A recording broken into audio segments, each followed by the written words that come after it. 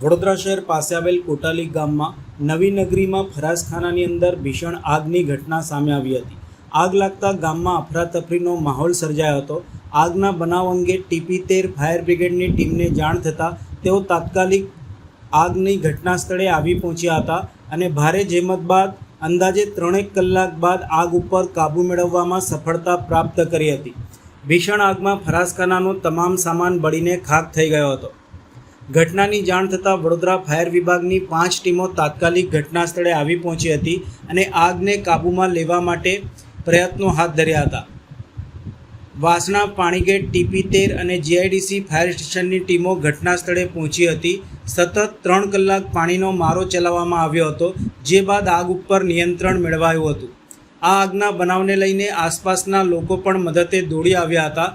Fire વિભાગે સમી સાંજે લાગેલી આગને અંદાજે 3 કલાકની ભારે જહેમત બાદ કાબૂ મેળવવામાં સફળતા મળી હતી। આગ કાબૂમાં આવતા ગામના લોકોએ હાશકારો અનુભવ્યો હતો।